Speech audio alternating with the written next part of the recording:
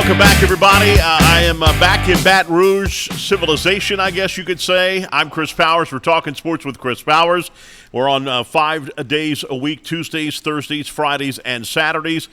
Seeing over 2 million households. I've been out, as I told you last time I was there. I had to drive to Virginia, get my son, who was a Marine. And then he got out of the Marines after 6 years of duty, got out of the Marines, and I drove him all the way to Los Angeles. Let me tell you, Marty, I know you like to ride your motorcycles, right? I did see some motorcycle riding in the Mojave Desert. We got to California, and we went to the Mojave Desert on Highway 40 West. Now, when people say Louisiana has the worst roads in the nation, no. They've got just as bad, if not worse, roads than we do. I'm telling you, it's horrible. So from Oklahoma to California, the roads are horrible. One time in the Mojave Desert, we were going so bad roads, it felt like I was shooting a machine gun in my truck. My steering wheel was going like this. Mojave Desert averaged 119 degrees for 5 hours. We were there. 119 degrees. It played havoc on my electrical system, and then my back tail light broke off. Broke completely off. It melted and broke off. That's how bad that was. Can you believe that? That's a $700 tailgate. I'm not driving a piece of crap truck here. I'm driving an F-150 Platinum, an $80,000 truck, and my back tail light fell off in the Mojave Desert. Unbelievable. $700 I've got to fix that truck. It's got a cross sensor on it. And all the lights are LEDs. Let me tell you, Gary, and I didn't want to break Gary's heart. You know Gary, Allen. Oklahoma has horrible roads. Horrible. So that the only thing I'll agree with that Biden did in his administration is the infrastructure bill, because this country needs road work, big-time road work. It's bad everywhere. And I'm telling you, like I said, in the Mojave Desert, I was holding my steering wheel like this. And when the bumps in the road, it's like I was shooting a machine gun. I was doing that. I'm like, are you kidding me? It was just horrible. I'm telling you, it's bad. But Los Angeles weather, you talk about cool. We're sitting on the patio. We're enjoying ourselves. So I go to a restaurant, an Italian restaurant on Saturday when I arrive in L.A. It's an Italian restaurant, and these guys are from Italy. And, Alan, you're going to love this. So I get there, and the manager and I are talking, the head manager, and he falls in love with me. We're talking back and forth.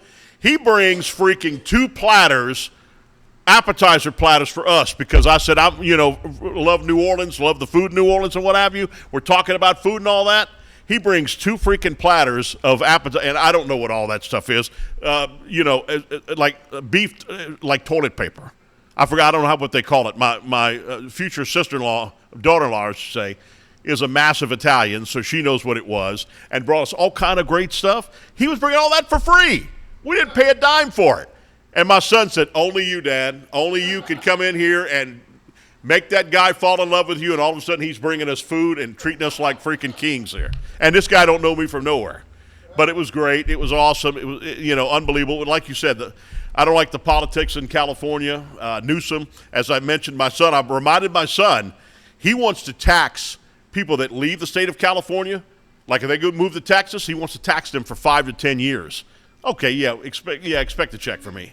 Anytime it's coming. The food is not that much different as far as price-wise than us. Old school barbecue here sets the tone really here because it's very inexpensive. But the restaurant I went to, the Italian restaurant, it's not much different than you pay here in Louisiana. The price was gas, $5 and something a gallon. And I have a 36-gallon tank. But also I noticed this too, and I'm not a big scientist by any stretch of the imagination, but our humidity plays a factor when you fill up your gas tank, okay? So I filled my gas tank up here. It's like 580 miles I think I can go, sometimes 515 depending on the humidity.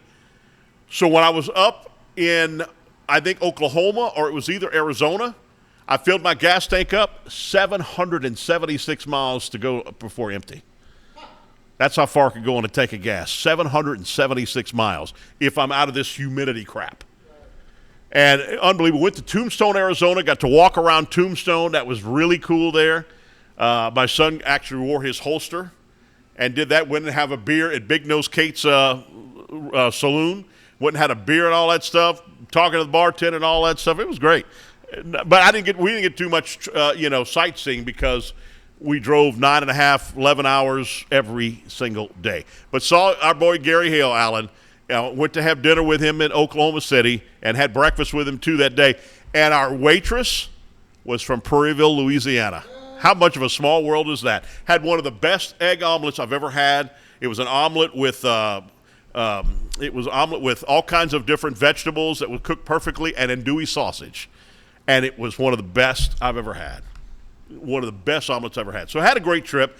There's some things that I missed when I was going and stuff like that. I didn't get to watch most of the World Series, but I did kind of keep up with it just a little bit, and I saw some of that stuff. And how about Tennessee winning their very first national championship in college baseball? Texas A&M made their first college World Series championship round ever, and then they lost their coach after that. So that's my first topic I've got. Why is A&M not like LSU standards when they're supposed to have almost more money, endowment money, than LSU?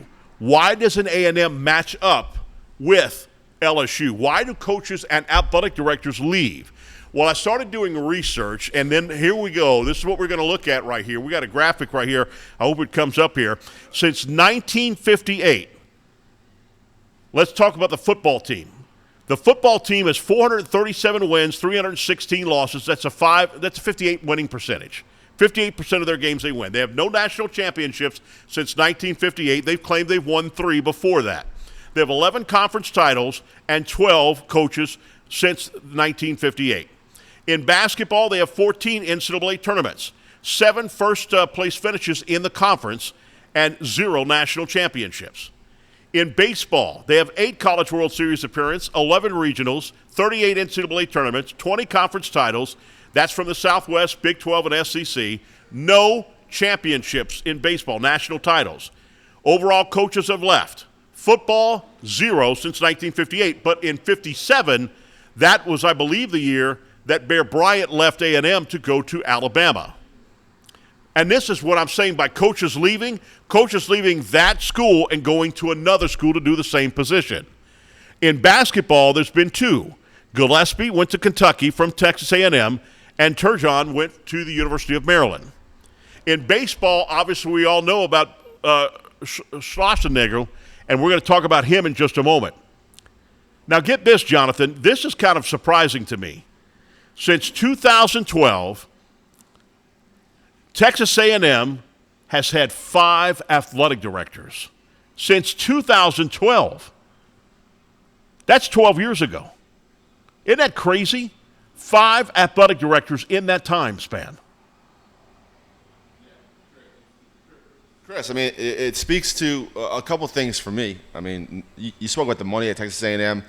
They're not behind a lot of universities when it comes to endowment money and alumni booster money. But A&M, a cult, super weird. They got the guys that do the 12th man scream before the game. They wear their milkman overalls. They start their little cheer, and it's a weird, strange, very unique atmosphere that if you're not like born and bred into it, it is really difficult to understand. And I think that the culture around the sports really speaks to why coaches aren't staying in it. It's not about the money. You don't leave a $90 million stadium that they're building you for Coach Sloss to go to Texas that plays on an all-turf field. It's not going to happen. Texas A&M makes the College World Series a very good roster. He leaves for Texas, a not very good roster. It comes out after that there's people on the staff saying they were booking fake recruiting trips for A&M players and to get them real recruiting trips to Texas. And that's been going on for like a month. So I don't appreciate how Sloss handled that question after the College World Series. I know it was a very sensitive subject. You just got beat by Texas A&M. A young reporter asked you about the Texas job. He did not have to lighten to that kid. And when the kid was right, everybody kind of knew Sloss was there was a lot of smoke to that story. And sure enough, 17 hours later, after he publicly embarrassed this young reporter, he's the head coach at Texas. Yeah, and I'm going to talk about that too because that's pretty bad. I think that was bad that what he did. All right, let's go to LSU football. Now, since 1958, and this is the wins that they took out of Les Miles. LSU has won 492 games, lost 243. That's a 67% winning percentage. They've had 4 national championships, 16 conference titles, 11 coaches.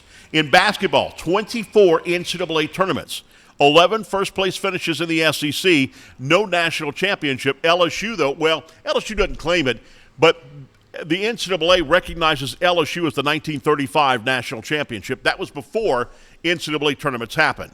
In baseball, LSU has had 19 College World Series appearances, 26 regional titles, 36 NCAA tournaments, 14 conference titles, and that's all of the SEC with 7 national championships. Now, this are overall coaches that have left LSU to go to another school at the same position. Football, only one. Paul Dietzel went to Army in the 1960s after bringing LSU to a national title in the 1958 season. Basketball, there's been none. Baseball, there's been none. And ADs that have left for other universities, zero. Zero. You go back to Bill Arnsparger, left as a head coach of LSU to become the athletic director at Florida. But he did not become the head coach of the Florida Gators. Overall national championships, 52 compared to Texas A&M's 30. So I did more research on why that's the case. And this, Jonathan, I don't know if this kind of shocked me a little bit. This stat kind of shocked me a little bit. Did you know this? LSU overall has the highest athletic budget in the SEC with $192,770,400 to A&M ranks 7th in athletic budgets at $157,702,310. That shocked me a little bit. I did not know LSU spends more than any other team in the SEC. That was as of 2023. I didn't know it either. I'll be curious to see now that Texas comes in what their budget would be into the SEC. But I did not know that, Chris. It makes sense. The facilities, top of the line. They give players everything: the food, the cafeteria, coaches. The locker rooms, the coaches. Yeah, you name it. They have the best facilities, the best coaches. They pay their coaches, so that makes sense. And this is kind of weird, too. A&M brought in $81,545,748 in 2023. They have the largest stadium in the SEC. Now, it's not much more over LSU or Tennessee. Tennessee's second, LSU's third. LSU brought in $95,453,836 in football alone. LSU also spends more money in football at a little over $59 million to where A&M spends a little over $46 million a year. So that kind of shocked me a little bit right there in itself, that LSU spends more and they make more in football, and they also have the largest athletic budget in the SEC. Pretty impressive. That's as of 2023. Now, go back to the head coach of the Texas A&M Aggies. Jim Schauschelnagel left to go to Texas. That was unbelievable. What he did, as Jonathan mentioned earlier, talking to that reporter and saying, I'm not going anywhere, that's worse than Nick Saban because he left the next day. Schauschelnagel left the next day. He says, according to the coach, that he saw the Texas AD in the parking lot after the national championship game where they lost by 1 run in Game 3. And that's where it all started. But, Jonathan, you know as well as I do, contracts are not done in one night. This has been ongoing talks for a while. He also claims that the A&M AD told him, it's all right to leave. If you want to leave, leave. And the reason he said that was because Schauschelnagel has been absolutely killing them for a new stadium. He wants to build a Camden Yard Stadium in college baseball to make it look like nobody else's baseball stadium at all. And A&M is willing to put up $80 million, and they've approved it. The Texas A&M Board of Regents approved $80 million improvements to their current stadium, but not the kind of money that he wanted to spend to build a Taj Mahal. I don't know if Texas is going to do that either. I don't think they're going to do that at all. 7 big players left for the transfer portal. 1 decided to stay when they announced that Michael Early, an A&M hitting coach, is going to be the new man. And basically the bottom line is this guy was going to Texas. He had already packing his bags to go to the University of Texas with his coach. My deal is on this, with this situation happening for A&M. Obviously, A&M fans are going crazy right now in College Station, Texas. They're going nuts. This is absolutely embarrassing to them. For them to lose Texas was unbelievable in itself, and that was pretty sad on that. And what I'll say to this, too, is that I think that the Texas A&M Aggies, who knows, they're going to be tied to this Jimbo Fisher contract for a long time. and that's going to hurt them for a long, long time to come. All right, when we come back, we're going to talk about another head coach, another baseball coach going to a new school. We'll talk about that when we return as we're talking sports right here with me, Chris Powers, right here on Pelican Sports TV.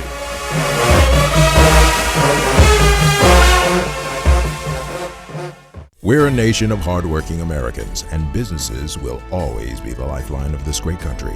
As a business owner, you understand the importance of your reputation.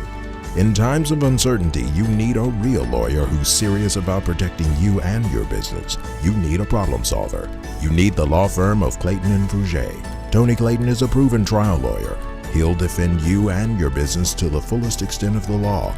Protect your investment and call the law firm of Clayton and Fouger today. If you're a wing lover like me, you already know where the best and biggest wings in Baton Rouge are. TJ Ribs on Acadian and I-10. But did you know they also provide some of the best catering in town? Yeah. Their catering packages are custom built for parties and tailgates and overflowing with the tastiest barbecue you can find. Whether you go with the MVP package, the Heisman, or the Natty, you can't go wrong with TJ Ribs because it's not just jumbo wings. They serve up truly tender beef brisket, perfectly roasted pulled pork, and smoky fall-off-the-bone baby back ribs. Don't forget the savory sausage and chopped beef. Come on down to TJ Ribs on Acadian and I-10, proud sponsors of the LSU Tigers and the Southern University Jaguars.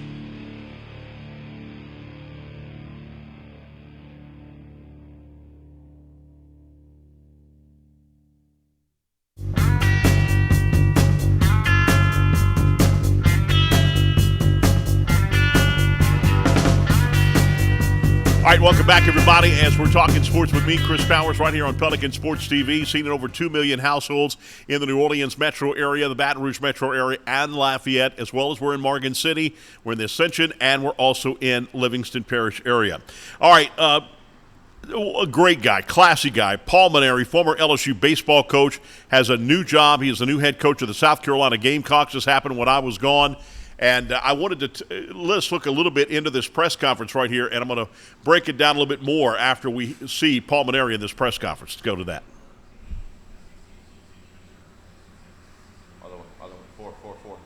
A week ago, I couldn't have imagined standing here at this podium and talking to you all about coaching the Carolina Gamecocks.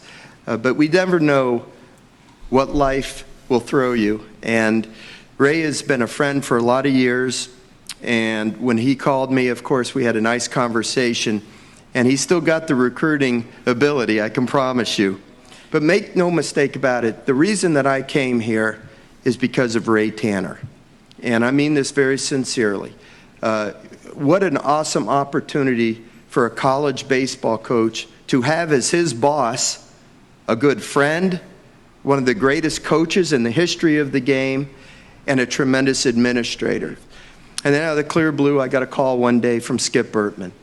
And Skip is a person I knew from my days of growing up in Miami, as he did.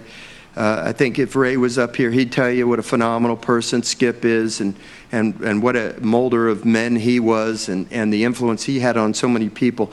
And he's a hell of a recruiter as well. So when I came down to visit with him, we sat down and talked for an hour. I said, Skip, look, I have a great job. I don't need this job. And we need to decide if this is the right thing for you and if it's the right thing for me. Well, we talked all day, and I slept on it that night, and I took the job. The next day, Karen and I talked about it the night before. And she asked me, what do you want to do? And I said, I think I want to take the job. And she said, why? And I said, because if I don't do it, I'm going to regret it for the rest of my life. I'm really glad we did. We had some success, and it was a wonderful experience. Ray mentioned that it didn't end the way I wanted to. It wasn't because I was fired. It wasn't because I was forced out, but I was having some neck problems, and it was just physically taxing on me. I was still a young 63 years old, but it just, I was dealing with these issues. Well, we dealt with them after I retired, and as each year has passed by, this is the third year I've been out, I have felt better and better and better with each passing year.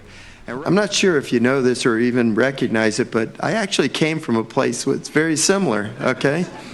Yeah. I told the new coach when he took over and I met with him, I said, hey, they're going to love you until you fall behind in the first game of the year, okay? We didn't win every game when I was a coach at LSU. We had some disappointing moments too. We had a lot of phenomenal success and great moments.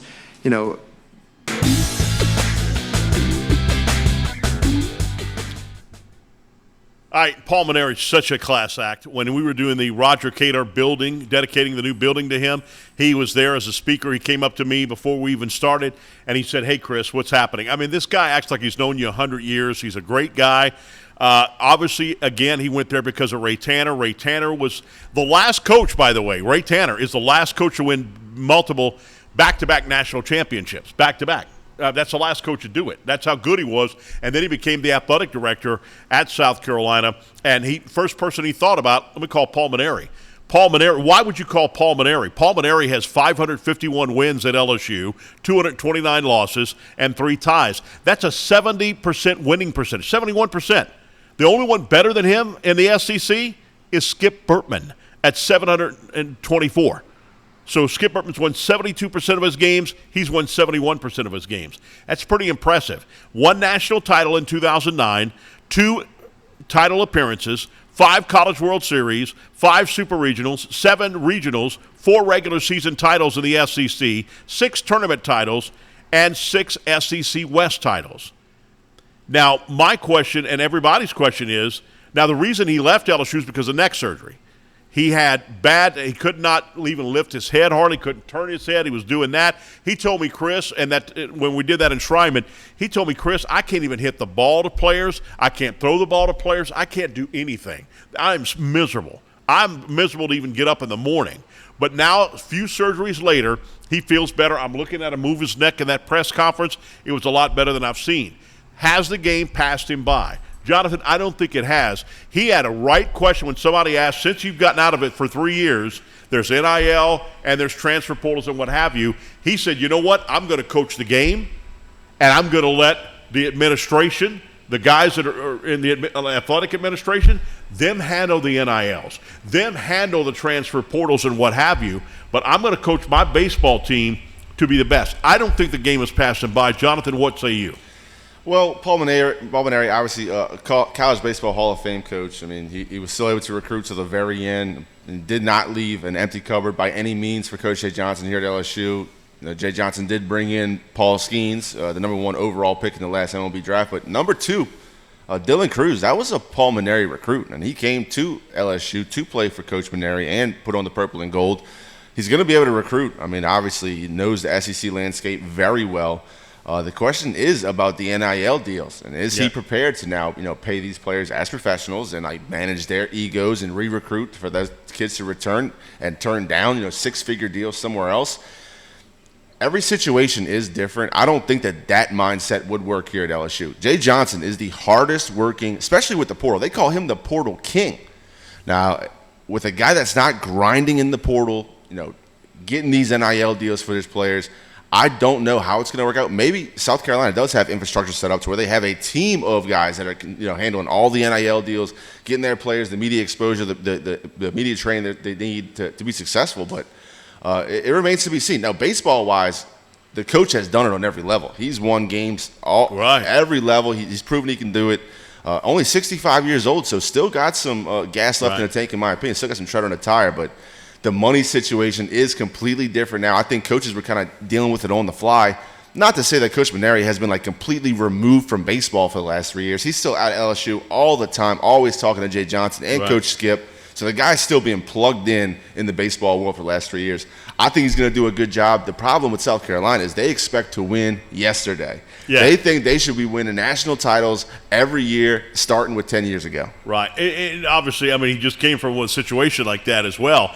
And the one thing I did notice, though, he's brought his assistants, the same assistants that he had at LSU, and his very first year at LSU after their first season, he had the number 1 recruiting class in America at LSU. But LSU is, I think, they're this, and South Carolina's like that, even though, again, they're the last team to win multiple national championships.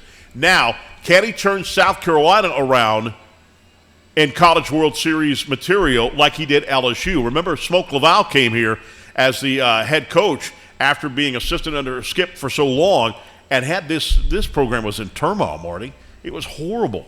It was just horrible. And Skip Bertman was shocked by that because Skip picked him to be his predecessor, but you can be a good assistant coach, but good head coach. And guys, if you don't know what the head coach does, the head coach is going to make decisions in a game, but he tells his assistant, his top assistant, you go coach the X's and O's while I'm raising money, awareness about the program. I'm doing this, getting more money for the stadium, doing fundraisers and what have you. Smoke Laval was doing the actual coaching. But when it came to being the head coach, Smoke Laval just could not do it. And so then Skip Bertman called Paul Maneri and got him away from Notre Dame. And when one of the things in the press conference, it was funny, Paul Maneri accepted Notre Dame. You know what he said he accepted Notre Dame for? Because he wants to go to heaven, and he felt that if he turned Notre Dame down, Jesus would not accept him in heaven. Everybody started rolling. That's funny. He still got his wit with him. And then so the thing about it is, he said he was not coming to Notre Dame, and the father, who's the one that asked him to come to Notre Dame, Paul Maneri, said, look, we're going to have to pay you little money. We're not going to be able to pay you much money. He said, don't tell anybody how much money we're paying you. He said, don't worry, Father. It's so little money, I don't want to tell anybody what I'm making. They eventually raised that money and what have you. You want it to be better. So when Skip Bertman called him and said, do you want to come to LSU? He said, no. I mean, I've got a nice job here. But at the same time, Skip kept talking. And finally, at the end of the day, he said, I would regret this for the rest of my life. That's what he said in that press conference. I'm going to come. South Carolina is, and that's what somebody told me. South Carolina, how does South Carolina not make in college football successful when a team in their same state, Clemson, does? And Clemson now wants it. And you know what I told a friend of mine? It's because they've never won a national title in football. Let them win their first national championship, and that will change big time. LSU, Jonathan, you remember, LSU accepted Charlie McClendon. He didn't win that. He didn't come close to winning national championships. Yep. They accepted him. After Saban won that national title in 2003, that changed it right there. It's over. Now they want to win national titles every year. And that would same thing happen, like you said. At South Carolina, they've got a good atmosphere there, and they've won 2 national titles back-to-back. Last team to do it. They want more national titles. Can Paul Maneri bring them national championships? Do you think he can, Jonathan? It's good. I like to see him get to an SEC tournament first. A bunch of LSU teams he had while he was here, especially towards the end, really sputtered down during the regular season, but turned it on big time in the SEC tournaments. So if he can get the South Carolina teams with that type of attitude, we know baseball is a lot of mental preparation. So I think we'll have him ready. Do I think he's championship bound? It's all about the players. I mean, you can have the X's and O's. You don't have the Jimmies and Joes. You're not going to get it done. So South Carolina's going to step up their recruiting effort in a big way, start getting these, 5-star guys in there. But, baseball sense and teaching the game, his assistants, how they're going to communicate to the players, it's going to be a first-class program, no doubt about that. Yeah, I'll tell you, right now, it's a question of who's the best coach in college baseball right now. It's either Vitello at Tennessee, and you got to look at him. Jonathan, you got to look at 3 out of the 4 in the College World Series, and the one they didn't make it, the Super Regionals, remember they got upset in their own home stadium against Notre Dame, and they were the number 1 seed in the tournament. They won the most games in regular seasons at that point, I believe. Set records. Yeah. Yeah. The team was unbelievable for 4 years, and look, the deepest team in baseball, 1 through 9, has a chance to go play Major League Baseball. Yeah. The first 3, outstanding, all SEC, but then, the fourth battle, Drayling gets the MVP of the World Series, hits a home run in every game. The kids love Vitello. I think he did mature a little bit since he's been on the main stage at Tennessee, but they were the best team in baseball for the last 3 years, outside of LSU last year. Obviously, that was a once-in-a-lifetime kind of team. You get the first and second overall pick in the MLB draft. That's some special talent, but Tennessee's the real deal, and they're not going anywhere anytime soon. I mean, every single year they're there. The last 4 years they've been right there to make it, and Jay Johnson's got some work to do because obviously Jay won the national championship in year 2, but LSU wants to be in Omaha every single year, and that's going to be a benchmark he's going to have to beat. Look, it took Bertman a long time, and even when Bertman did, I don't know if you remember back in those days, and Alan, I'm sure you do, Skip Bertman made mistakes in the College World Series. Remember the blister game when Ben McDonald had a blister on his finger from throwing the baseball with the threads, and he kept them in there, and they were on their way to the national championship game when it was one game. Stanford, and hit a grand slam home run, ended LSU's bid to go to that. And that's the thing about it. And also going back to, by the way, the reason I'm not a huge A&M fan and I don't feel sorry for him that much is because the first time LSU went to College World Series, they were playing the regionals before the Super Regionals. They were playing the regionals at A&M, and it was the top of the ninth, and A&M was winning. And the A&M PA guy comes on the mic and actually does something I've never seen a PA guy do. He says, "Ladies and gentlemen, the buses are lining up outside to go to Omaha, Nebraska. We're on our way to Omaha." LSU came back and won that game in the top of the ninth and won the game and knocked A&M out. I mean, that PA guy, did he feel that big after that? I mean, what a goofball. What a goofball. So I don't necessarily feel totally sorry for A&M because of that. And I was listening on the radio because they didn't have it on TV, the TV coverage I got today. I was listening to Hawthorne, and I could hear him say that, and they actually mentioned something about it. And, will the A&M fans head to the buses? We're on our way to Omaha right now. In the top of the ninth. Are you kidding? And LSU comes back and wins the national championship. Well, the Pelicans in the NBA are making some huge moves. We'll talk about that, and they still got some more moves to make. We'll talk about that, and what would you do with Brandon Ingram? We'll tell about that right here as we're talking sports with me, Chris Powers, as we continue right here on Pelican Sports TV.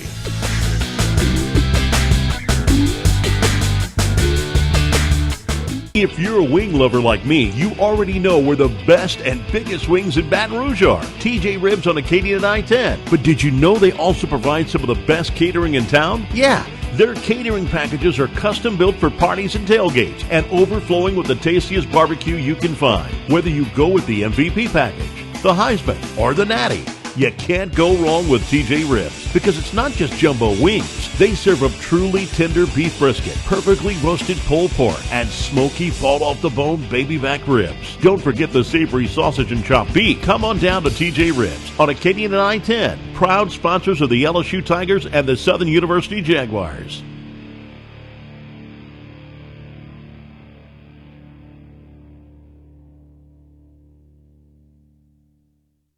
We're a nation of hardworking Americans, and businesses will always be the lifeline of this great country. As a business owner, you understand the importance of your reputation. In times of uncertainty, you need a real lawyer who's serious about protecting you and your business. You need a problem solver. You need the law firm of Clayton and Fouger. Tony Clayton is a proven trial lawyer. He'll defend you and your business to the fullest extent of the law. Protect your investment and call the law firm of Clayton and Fouger.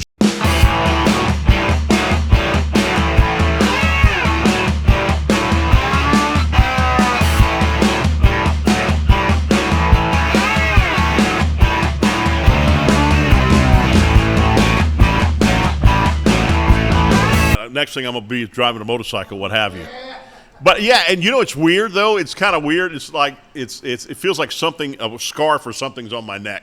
You know, it's kind of weird. It's the first time I ever tried it, and it's the furthest I've ever gone. But I'm going to let it grow a little bit more, and I'm going to start trimming it and all that stuff. So I don't know. So Alan, you say it looks good? Cool, Alan. You've had that. How long have you had your mustache for? Years, huh? 40 years? I thought you were only 36 years old. No, I thought it when I was with my mama. He started when he was in his mama, before he was a twinkle in his dad's eye. That's when he started the mustache. I like that. All right, well, the New Orleans Pelicans are beginning to make some moves off-season, and they needed to do some. Let's take a look at who they've got from the Atlanta Hawks. DeJounte Murray, he's an NBA All-Star. He made the All-Star when he played at San Antonio Spurs. But this guy, it was bright for the Hawks. It didn't just work out with them, though. With Young, it just didn't feel like it worked out. In 2 seasons there, he averaged 22.5 points per ball game and was 39% from the field in the catch-and-shoot category. That's pretty big. The Pelicans say goodbye to 2 first-round draft picks, as well as Larry Nance Jr., Dyson Daniels, and E.J. Little. And I know, Jonathan, you liked Nance Jr. They also picked up Jose Alvarado's option at $1.99 million. So he'll be back with the team. Go ahead, Jonathan. What were you going to say about Nance? No, I do like Larry Nance. At times in the playoffs last season, he was the Pelicans' best big man, so it is a big loss. He's a glue guy, lots of effort. He came off the bench for a good 6 man, so it is a big loss for New Orleans. Yeah, I think he's going to be. It's going to be interesting to see what he can do.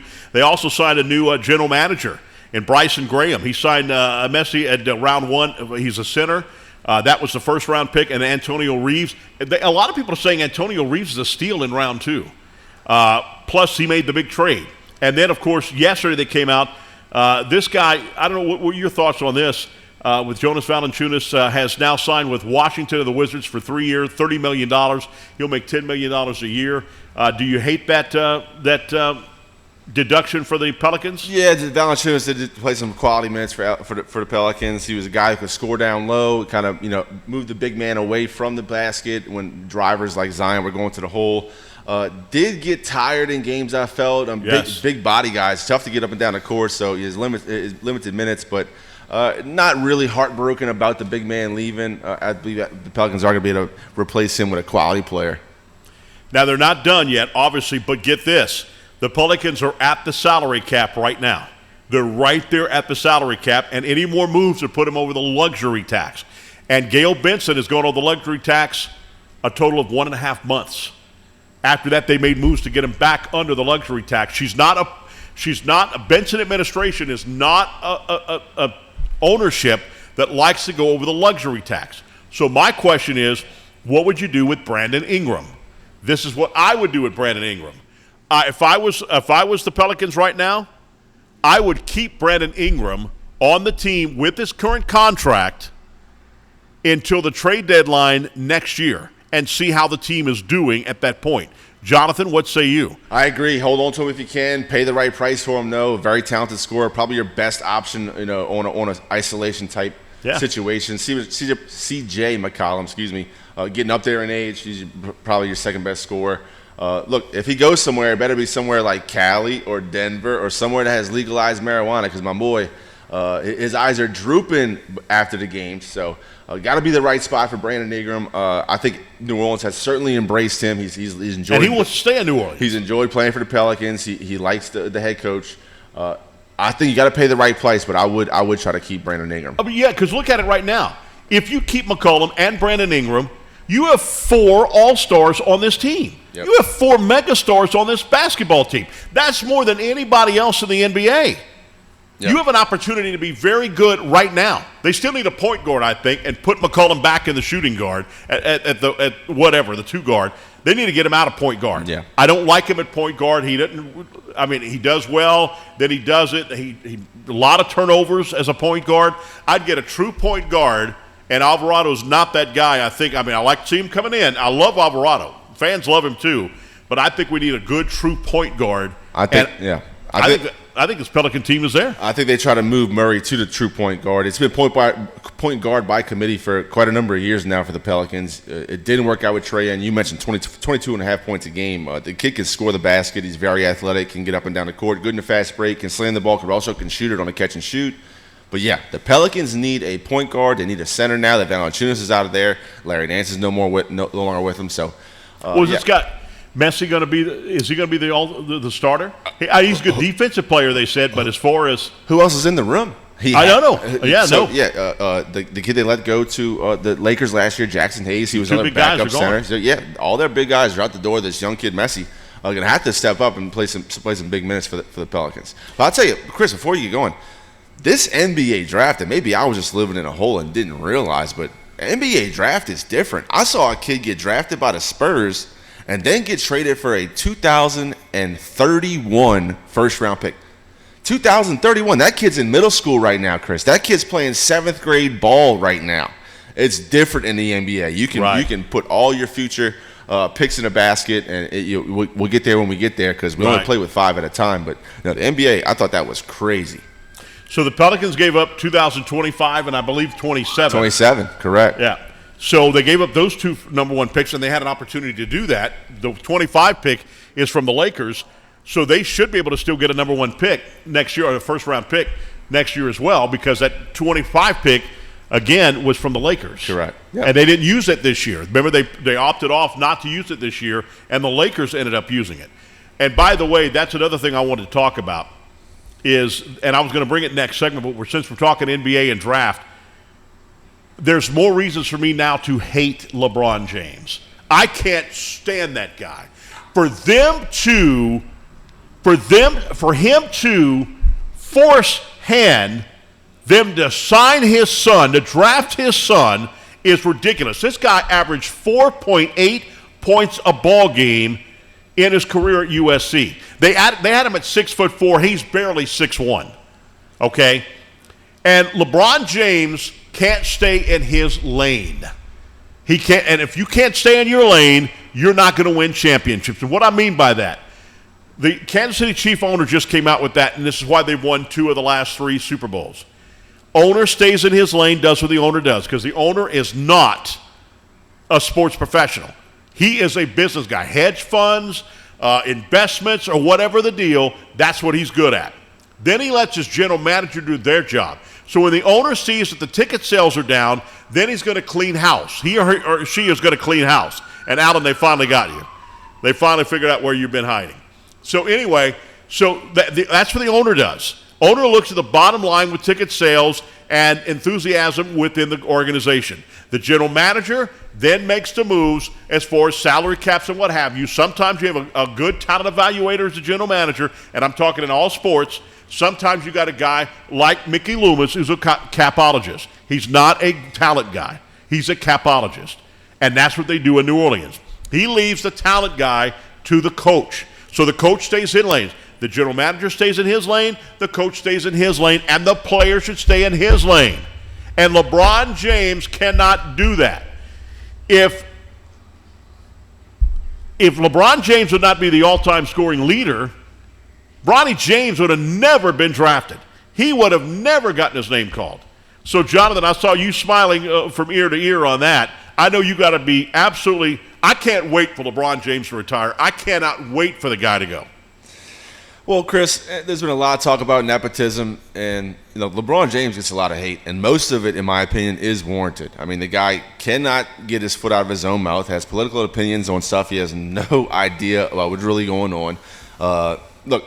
But nepotism is rampant throughout professional sports. You look at the ownership of the Lakers, Nicky and Buss, or whatever the Buss kids are that inherited the team from their daddy. That's another nepotism move. The ownership of the Dallas Cowboys. Jerry Jones employs both of his kids. They have high-ranking jobs in the organization. There's multiple kids. This is the first instance of a father playing with the son. But I think it's like the 50th time that a father-son duo has made it to the NBA. Look, a lot of these kids are only getting looked at because of who their daddies are and what tournaments they've made and what 7-on-7. So a lot of nepotism is rampant throughout professional sports. It's not limited to the NBA.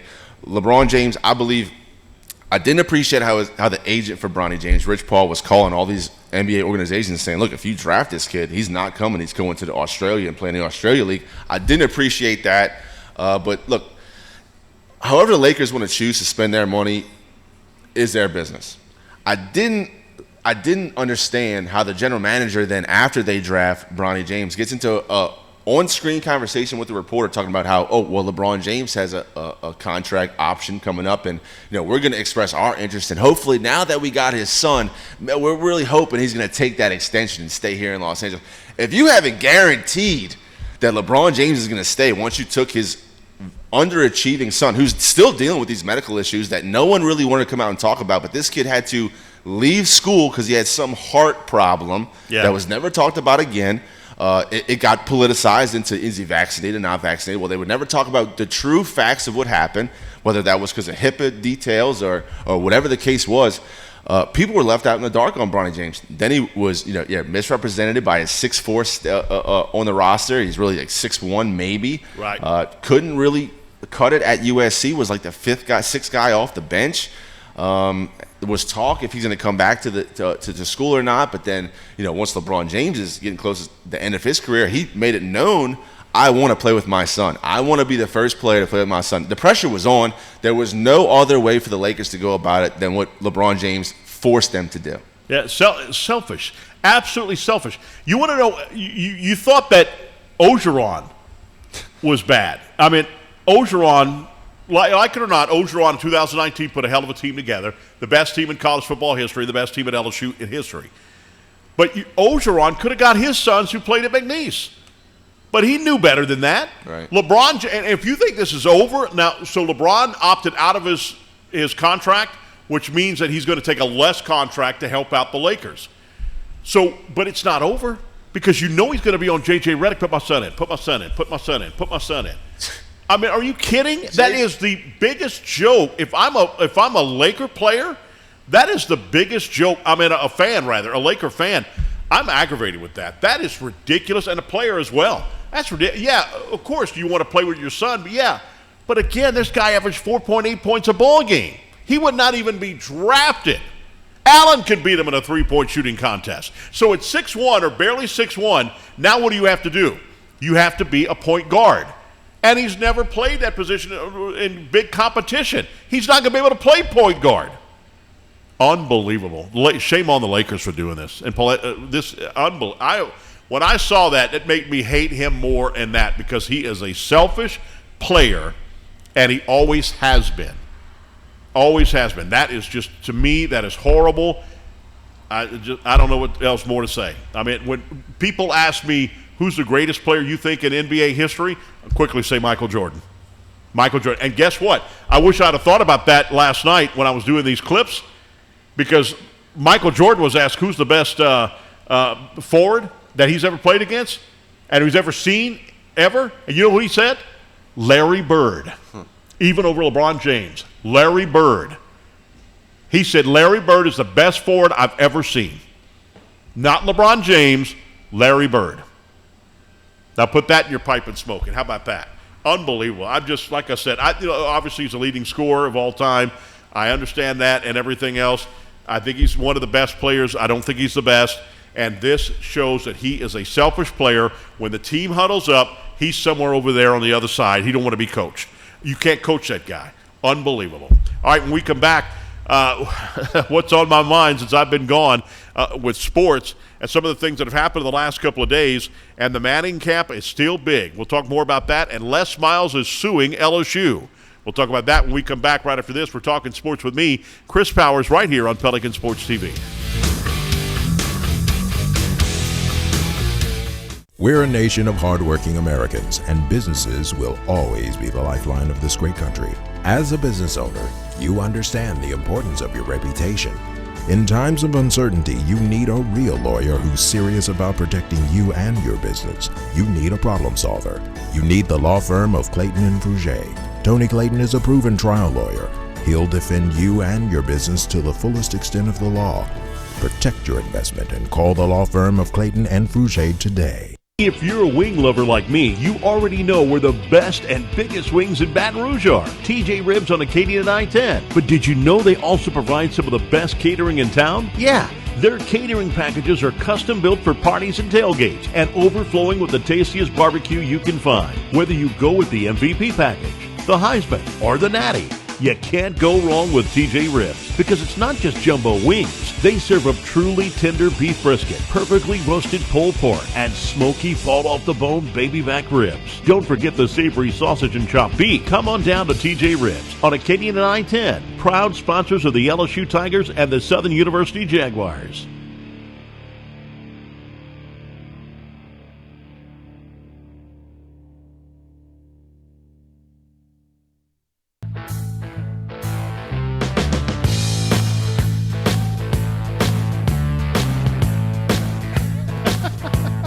If we had behind-the-scenes look when the commercials were going on, we're still having this discussion about Bronny James and LeBron James and the Lakers and what have you.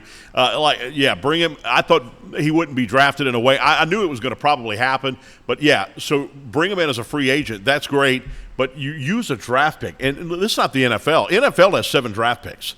7 rounds, usually. Sometimes you give up those rounds. Sometimes you get more. And this is the second year in a row NFL did not have a supplemental draft, 2 years in a row. But you still get 7 picks guaranteed. Or if you've traded some in, then you get 5 or what have you. NBA basketball don't have a lot of draft picks, but yet they're going to waste one on a guy who averaged 4.8 points a ball game at USC. And Jonathan, you bring up something I forgot about with his heart problem. I forgot about that. That's another no. That's unbelievable to me, and that shows you how selfish LeBron James is, how selfish he is with this. He's probably more selfish than any player that's played in the Lakers. And what are they trying to do there? Trying to keep LeBron James because he's a big draw with ticket-wise? Maybe so. But if you're bringing him in for an NBA championship, that ain't going to happen. I don't think it's going to happen at all. Well, ex-LSU quarterback Jamarcus Russell allegedly stole $74,000 from his alma mater and was fired in Alabama. Now get this. When he signed with the it was the Oakland Raiders back then, a 6-year deal worth $61 million with $32 million guaranteed. So he got $32 million regardless because he obviously was a flop. And it's sad that he was a flop because John Elway went to one of his workouts and said, I just want to watch this guy throw.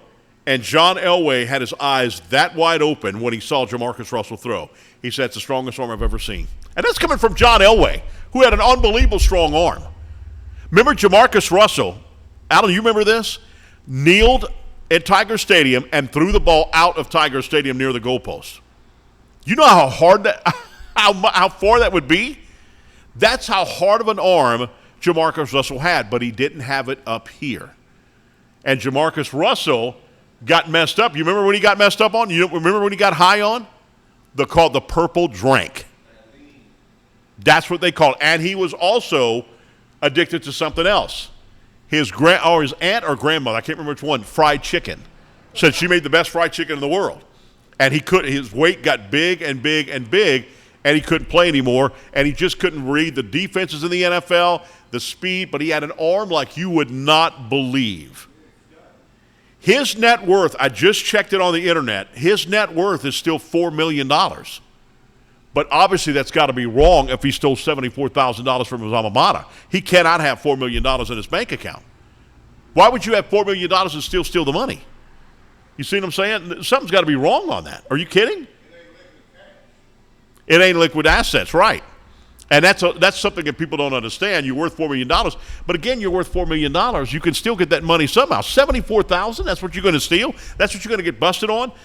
It's like one time it was at Walmart or something, one of the grocery stores, and one of the items I forgot to scan. I went through and it went over, and I said, oh, yeah, okay. I missed that.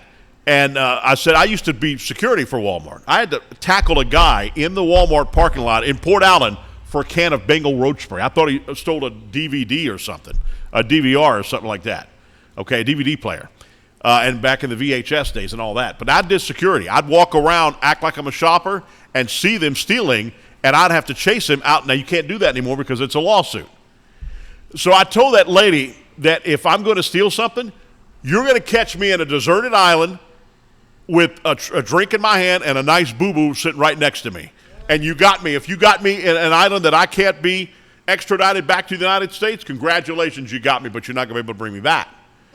So I'm not going to steal something like $74,000 and I am a $4 million man, even if I have liquid assets or I have that money in the bank either. I'm still not. Alan, are you going to steal $74,000? Yeah, probably. It's just unbelievable. $74,000 and the guy got busted for that. And Jamarcus Russell, I've never met him, but I understand he's a great guy. I never met him when he played here at LSU, and he comes back to LSU on a regular basis. He wears a big diamond chain. Remember, that thing is heavy. That's worth, if it's real, it's got to be worth $74,000, right? It ain't real. It's turning his chest green. The Manning Passing Academy still going strong for 27 years. This is a true story, and I won't mention his name.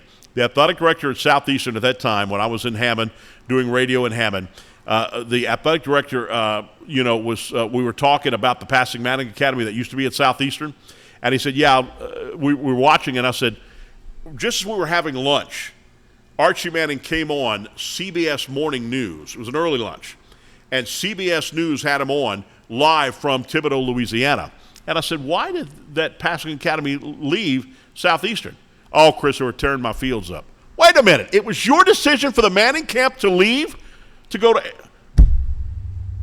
Mr. A.D., and I was about to say his name. Mr. A.D., are you kidding me? Why would you let the passing academy go because of the fact that, look at the national exposure. This guy's on CBS live from Nicholls State. Are you kidding me? You let that go? And he kind of looked at me. He didn't have much to say to me after that. And guess what? We never had lunch again. Never had another lunch again. And it didn't bother me. I mean, the guy's a nice guy. Well, he wasn't really a nice guy. But anyway, can't believe he let the passing Manning go. But anyway, all the big college quarterbacks were there, including Garrett Nussmeier, talked about coming up with LSU. This is what he had to say. I think it has to be a little bit different, just understanding, that it is my time. And, for that, I feel blessed. I feel thankful. And I thank God every morning when I wake up. And so I'm very excited. It's hard for me to talk almost. It's just like it's right there, it's coming up. It's 2 months away. But I would say, I can't wait to get out there in Vegas. And, I'm really even just excited for fall camp, just to get to continue to work with the guys and develop and continue to mesh and to see what we're going to be able to do. Yeah, the virtual reality has been unreal. Jack Marucci has done an unbelievable job. He is like a mad scientist down there. I mean, he's always coming up with something to help us get better. And it's a huge advantage for us at LSU. So any recruits out there, LSU is where you need to be, not just from what we've proven with our track record, but they call it NFLSU for a reason.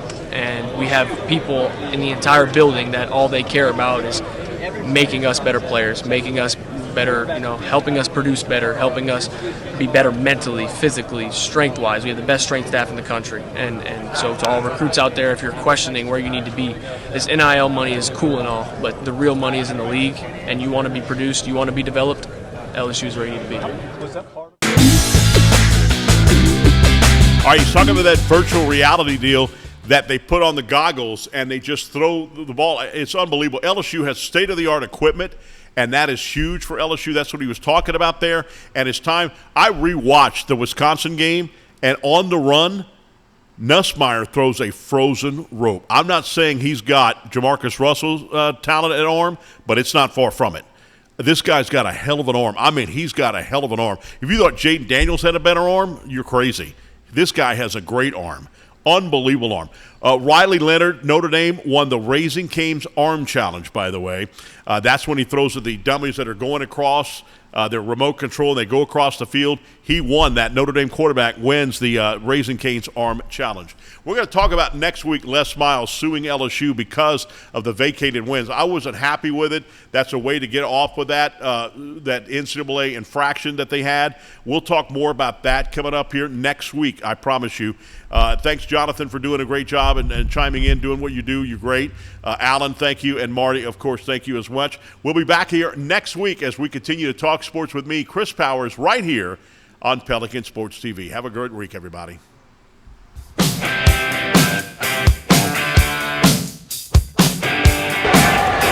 and fires. Tommy White leads it.